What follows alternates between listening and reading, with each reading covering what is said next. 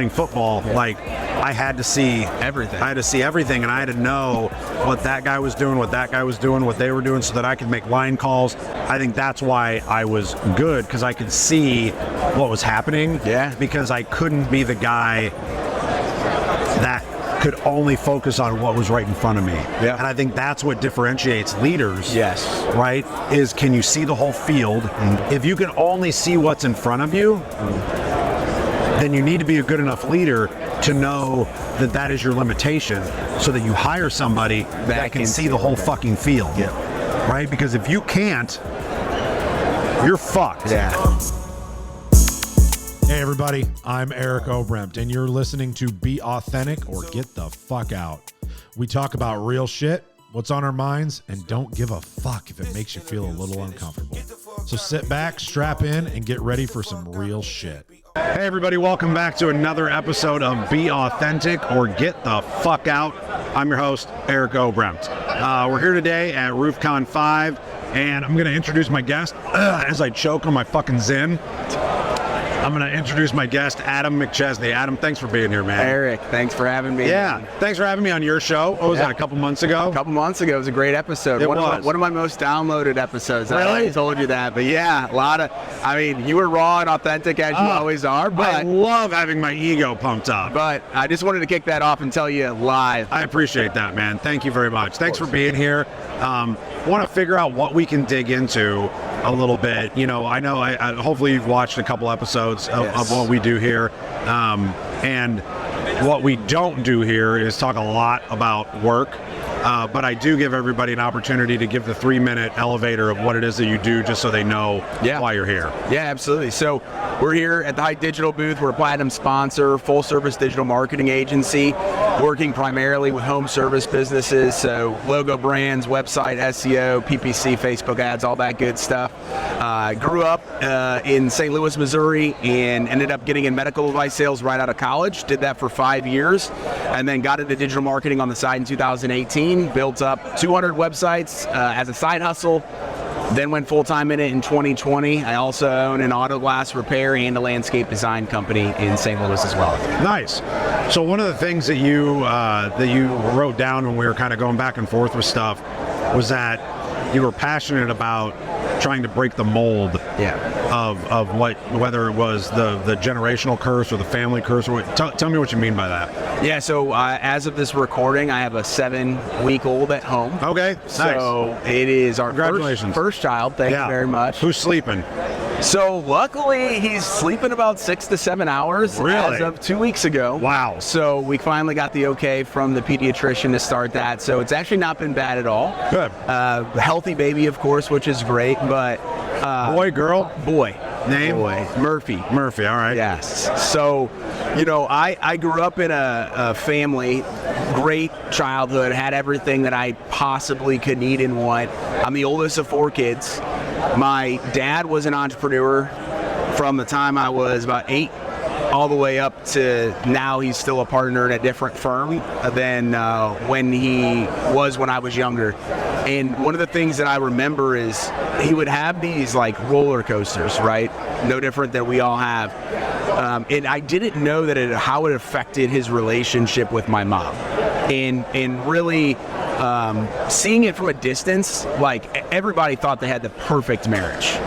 And as I went off to college at age 18, 2 weeks before leaving, they get divorced. Oh. Came out of left field. And of course, they're just waiting for you to leave. Exactly, yeah. So I'm getting ready to go off to college. I'm the oldest of 4 kids. And everybody, including myself, thinks my parents have this perfect marriage, and they get divorced. And over the course of the last couple of years, like, more shit has started to come out. And I'm like, holy shit. I was sitting right there, and I didn't see any of it. Right. I didn't ask the questions. I mean, maybe I should have, maybe I shouldn't have, but, you know, you're a kid, who knows? But I realized in trying to dig deeper into his why behind where it got, it was like, dude, he was so fucked up in the head from going into debt in his business. And, so he had a law firm. And he was at this big law firm in St. Louis, and they ended up having a falling out. So him and another partner left to go start this own firm. Well, they brought on a bunch of employees. They bought this nice office. Like, they went all freaking out because they thought everything was going to go in a good direction, and it just didn't. So they took out a second mortgage on our home. The house ended up going into foreclosure right after they got divorced. Like, there was all this shit that I'm like, man, I don't know exactly what I want in life, but I know I don't want that. Right. And so that has been a driving force, especially for me now being a father and being an entrepreneur, is like, I see tendencies that I have of my dad's that I have to be like, oh, fuck, I need to pump the brakes, and I need to pump the brakes quick because I know what that might lead to. It's funny you say that. I had the same kind of moment, different, but same kind of moment. I remember I was a kid. I was maybe, I don't know, let's call it 13, 14, 15 years old, and having those moments of like, what am I going to do with my life, right? And I was already working with my grandfather in the business, but I was watching him and I was learning from him. I was learning what hard work was, what getting up at 5 o'clock in the morning, being on a job site. I was learning how to sell just by following him and, learning by osmosis. And I remember I had this moment, this like kind of epiphany moment, and I was like, I do want to do this, right? I like this. I like this industry that I'm in. I like meeting people and doing something a little bit different every day, right? I knew that I was never going to be able to work behind a desk and fucking plug numbers and whatever. I knew I was never going to be able to do that. But my grandpa worked really, really, really hard, like on roofs for a really, really, really long time. And I was like, I have to figure out one day how to do it different. Because to what you said, I don't know exactly how I'm going to do it or what I'm going to do, but I know what I'm not going to do. Yes. And when you figure out what you're not going to do, right, what your non-negotiables are, it can give you a pathway and a vision to what you actually do want to do. And you might not know right away what that is, but if you know what it's not, it's easier to get there. It's a lot easier to find what that thing was. And I knew that I had to figure out a way to work smarter and not harder, right? How can all the books we read today about how do we delegate, how do we, do all these things, I was trying to figure that out before I knew what the books were, right? To read. We didn't have universities and all this shit that, like everybody's selling on the floor here. We didn't have any of that stuff. But I knew that there was a better way. And so I think that's a really powerful message for people, is figure out what your non-negotiables are. I was just on a podcast and we were talking about time, right? Because time is such a valuable asset that we don't appreciate as much as we need to, right? Of course. You'll obviously find out now that you have a kid, we're not here to accumulate things, right? We're here to accumulate memories and experiences. And if you're not being intentional with that time with your child as they're growing up, that time passes. And I don't believe in having regrets, but fuck, you'll have regrets if you prioritize whatever it is that you're building over spending the time with your people, right? And with your child, and not having those memories. Because when you're laying on your deathbed, however many years down the road, which could be tomorrow or it could be 50 years down the road, you're going to regret the time that you didn't spend with that person, right? And I think that that's what everybody needs to get out of that, is make sure that we're prioritizing that. So I mean, just that's my encouragement to you. I appreciate that. Right? Is take that time to do that, right? And I think that's when I was medical device sales, I was making multi-six figures at 26. And so I had basically like the rest of my life, like, man, if I just follow the plan and go the corporate ladder, like I'm going to be just fine. 10 years younger than the person that was at the same level as me. Right. And ultimately in 2018, when I decided to build this side hustle that said, hey, one day eventually this could be that, to replace that income was, man, I just want the freedom to work when I want to, where I want to, with who I want to, and how I want to. But more importantly, I had just proposed to my now wife. I knew obviously we were going to wait a couple years to have kids, but it's kind of like all came full circle. And now that it's here, it's like that's when I'm starting to also go back and like go back and relive some of those haunting moments of like, shit, now that it's here, I really got to step up my game to that next level, because you kind of get in that coasting mode where you're like, you got the routines, you got all these things, and then you have a child that obviously changes that game. What else do you think that you learned from your parents, your dad, your mom, whoever it was, by watching them and what came out of all of that you're going to make sure that you're doing now moving forward? So I think it's just over communicating in relationships, as well as secondary to that is having a support system. 3 weeks into entrepreneurship, I joined my first mastermind program. What was it? Apex. Okay. So Ryan Stewman down in Dallas. Mike, I've been in Mike's group for the last 2 years. Yep. I would have never known to be vocal and vulnerable with people, with coaches. And I would have thought, there's still days where I'm like, man, I wonder if I'm the only person that's feeling this. And I know that I'm not, but like sometimes the situation's so fucked up where you're like, man, are the other people actually doing this? Right. I feel like specifically with my dad, he wasn't communicating some of his deep down, darkest demons with my mom.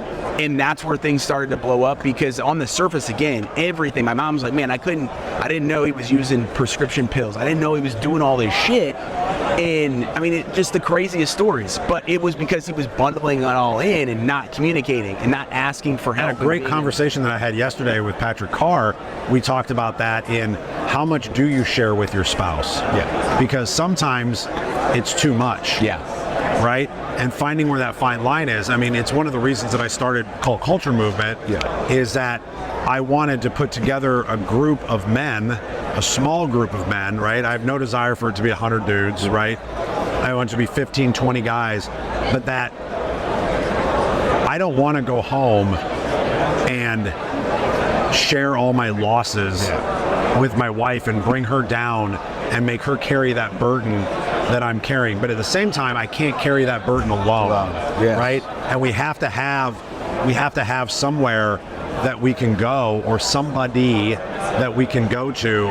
And I think that that's why people are always very leery of transactional relationships, because they think that they're not real, right? But they are. They are. Because when you have a transactional relationship with somebody that is a mentor or a coach or somebody that's trying to guide you down a path and a journey, you're trading time for money, right?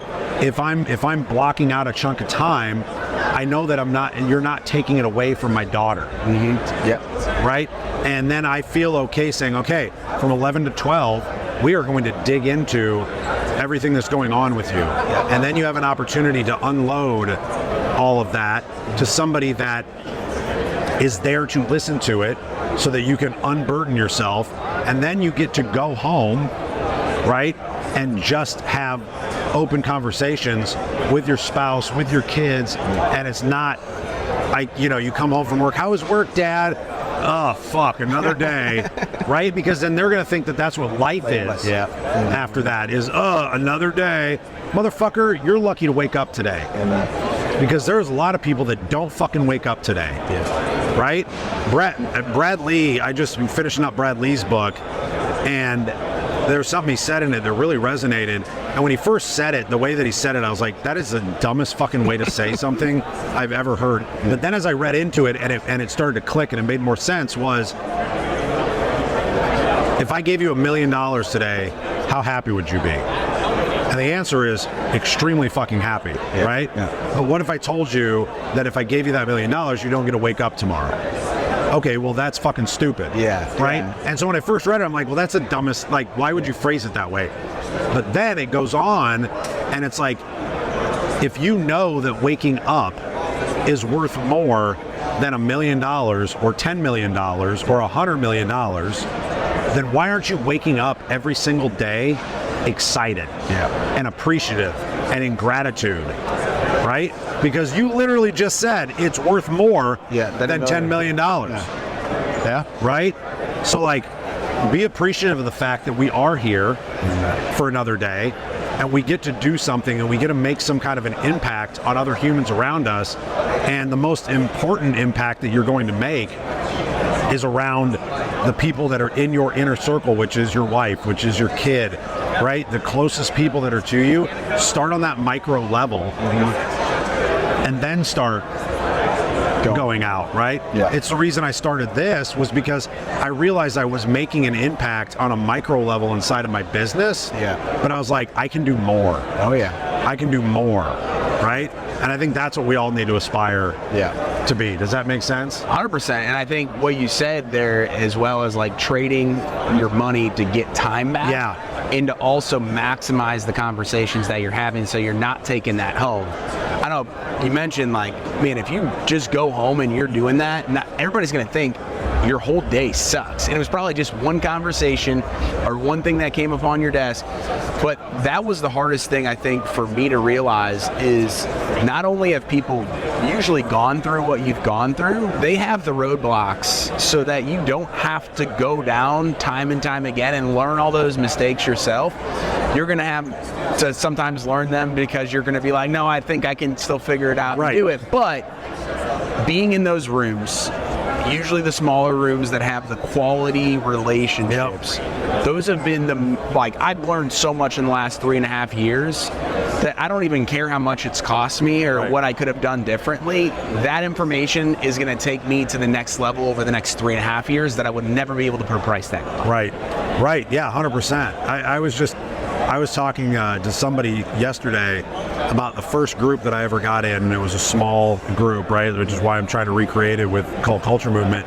But there was 15 or 20 of us, and I was at an after party last night, and there were 7 or 8 of us in that room that were all at that first thing. And we all looked at each other and we're like, look what you're fucking doing. Yeah. Look what you're doing. You just bought what?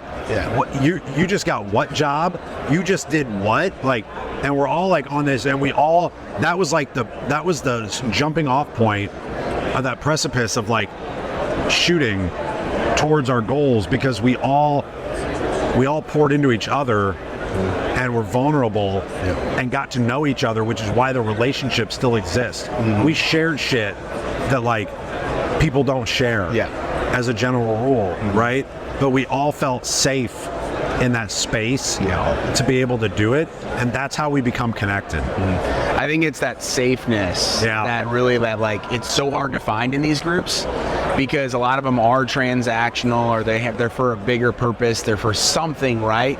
But when you find those groups, you're like, shit, that's my group, that's my crew, and I'll live and die for that. And then when you open up and you have those conversations, like I tell people all the time, especially in digital marketing, if you're a client of ours and you don't give us all the information that's going on in your business, we don't need to know all the details. But if you're like, yeah, we just lost our receptionist, which that's the person that's been answering your phones, like, we need to know that stuff. No different than when you're in these groups. If you only tell them 75% of the story, and that 25% is usually the 25% that everybody else needs to know, you're not going to get out of it what you actually need and want. Yeah, you're only going to get what you put in. Exactly. For 100%. Like, you're only going to get what you put in.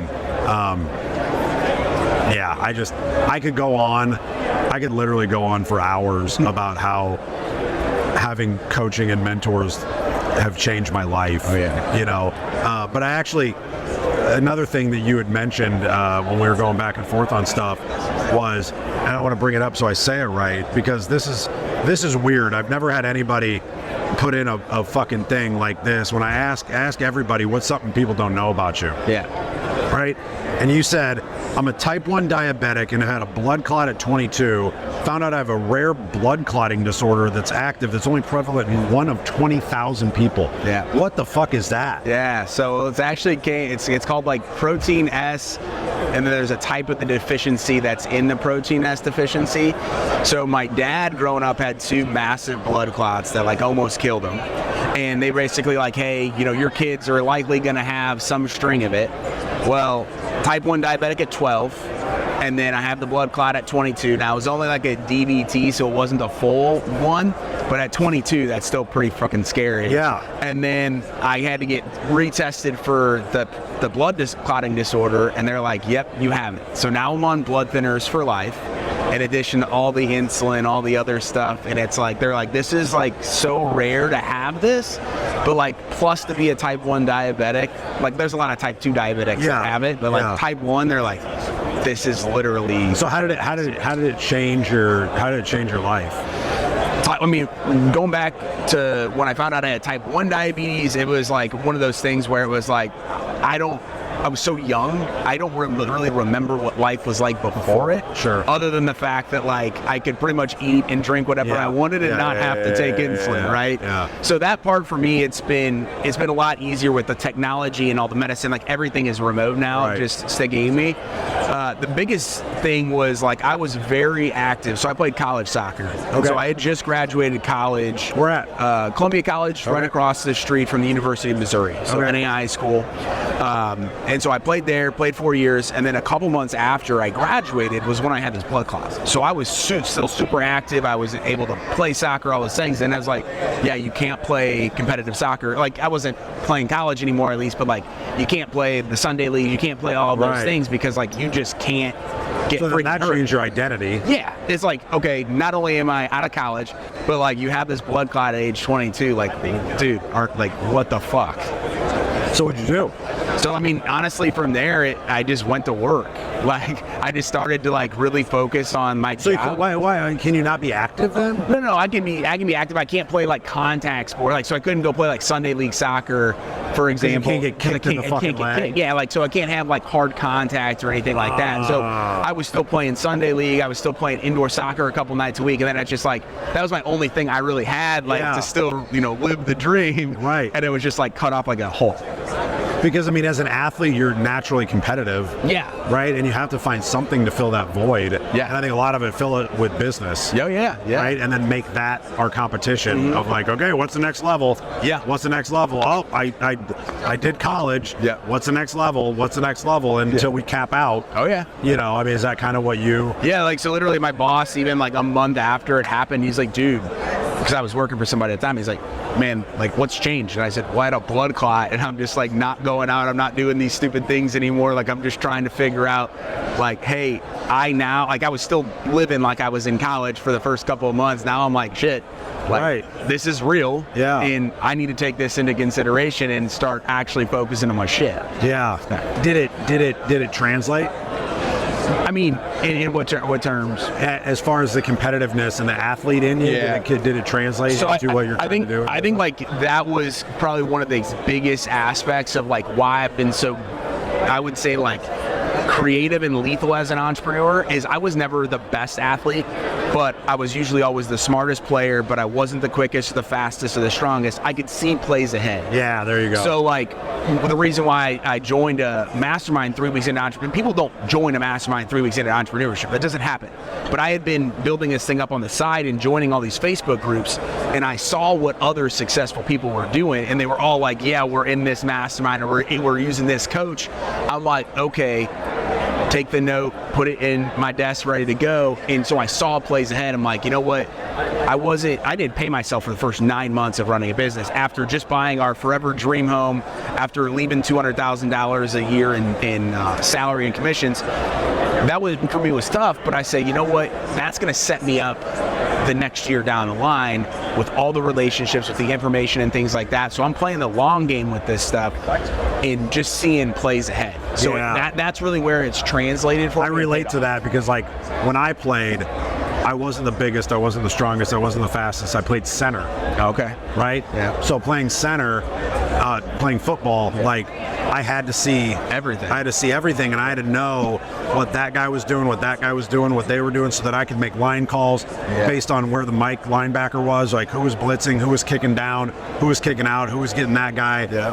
And I think that's why I was good, because I could see what was happening. Yeah. Because I couldn't be the guy that could only focus on what was right in front of me. Yeah. And I think that's what differentiates leaders. Yes. Right? Is can you see the whole field? Mm-hmm. If you can only see what's in front of you, then you need to be a good enough leader to know that that is your limitation, so that you hire somebody that can see the whole fucking field. Yeah. Right? Because if you can't, you're fucked. Yeah. Well, I think a lot of people are fucked right now. Yeah. Because the last couple of years, really since COVID, especially in home services and contracting, has been, for lack of better terms, like if you've been in business, you've made it. You've been okay. Yeah. The leads have been there. The demand has been there. Now people are freaking out. They're like, crap, I don't know what to do. It's because they've been running aimlessly for so long. They were just seeing, hey, when the going is good, the going is good. Now they're like, crap, I should have been looking the other way. Yeah. Should have hired those right people. Right. Should have invested. I should have done all those things. And now it's like going to scramble. It is. There's always such a correlation, and I think that people need to use sports as more of a learning device in their businesses than they do. And if you're not a sports guy, like, bring somebody in that is, right? Yeah. I mean, I really believe that, like, those are the best analogies, because only second to, like, you know, the military. Yeah. Oh, yeah. Right? I mean, and I don't have that experience, so I can't pull on that. And we've all read, you know, Jocko books and, you know, whatever. But I think the analogies play the same way. It's relatable. Yeah, but it all makes sense, right? It's all like, okay, we need structure, and we need people, and we need an org chart. And like, I fucking hate charts. Yeah. But you can't run a business without spreadsheets and charts and data, so that you can learn, you know, from that. So anyway, so the way that we always wrap these up is that I know that when I have guests on, they always have some burning desire that I maybe forgot about. So I always give the floor back to the guests for the last 2 or 3 minutes. Yeah. I want to make sure that you leave the people with something that they can take away to kind of really sum up whatever your passion is, your belief system is, whatever it is. Like, I want to make sure that you give that back. Appreciate that. Yeah. So one of the things I just announced it a couple weeks ago that I'm really working on is building a personal branding community. Oh, yeah. So kind of like, at least in the beginning, be kind of like a free Facebook group with eventually some online training and a mastermind. You know, I've grown my agency I grew from 0 to 7 figures in 15 months. We're now multi 7-figure agency, and I've done it primarily on the backing of my personal brand. And so I think, especially in service-based businesses, it's such a competitive landscape, even on the digital marketing side. Everybody's doing the same stuff. But I've been able to separate myself within the digital marketing space because of the personal brand, because I don't just shove business down everybody's throat. Most of my content is about how to be a better entrepreneur, how to be a better father, how to be a better husband, whatever it might be, whatever that topic is. So I'm going to start teaching that because I'm so passionate about it. And people have been asking me for the last 2 years, and I'm sure like you've gotten before, like, hey, do you do more of this? Can you do more of this? And I've just been, no, I haven't, because I've been so busy in the business. Now we're getting to a point where I've been able to step back out of the day-to-day a lot. Yeah. So this is kind of the next passion project for me. So I'm super pumped about that. Nice. Yeah. Tell everybody the name of your podcast as well. Yeah, it's called Entrepreneur, and you can find it at entrepreneur.com. Nice. And what spurred that, real quick? So I was back in 2020 when I went full-time into entrepreneurship. Everybody's like, start the podcast. And so I was trying to figure out, like, what exactly could that podcast name be? Because I didn't want it to be my name. I just didn't know what it was going to be. And so I've always been so fascinated in meeting all these entrepreneurs that they have their own unique stories. So I was like, let's take beer brewing and entrepreneurship, merge it into one word, with the fact that every entrepreneur, although we have gone down similar paths and journeys, everybody's story is unique. Yeah. So I kind of tie that into the focal point at Entrepreneur and go. Are you that guy that fucking like had the bottle shipped to you and you made the fucking shit in your garage? Is that I know. Everybody thinks that, but I haven't. You weren't that nerd? No. Okay, because I've met those guys and they're fucking weird. Yeah, they're crazy. Just an FYI. Yeah. If you're one of those guys, in case you don't know, you're a little weird. Yeah. Like your beer is never good. Yeah. Oh yeah. Never. It's always fucking horrible. Yeah. Back when I still drank, I would drive me like, that is goat piss. Yeah. Oh yeah. Like, fucking stop making your own beer. Let the people that know how to do it make the fucking beer and just have theirs. So, dude, thank you so much for being here. Thank you. I really appreciate you taking the time. Everybody, thank you for tuning in. If you got anything out of this, share it. I don't have any fucking sponsors, but we sure would like Zen for all your nicotine needs. It's fucking delicious and it's good for you. Cinnamon is my favorite flavor. Thanks for being here. Please share this. Let people know. Get some. If you got some value, make sure other people can get value as well. And remember, everybody, be authentic or get the fuck out. Be authentic. Get the fuck out if you can't be authentic. Get the fuck out if you can't be authentic. Yeah. Swipes.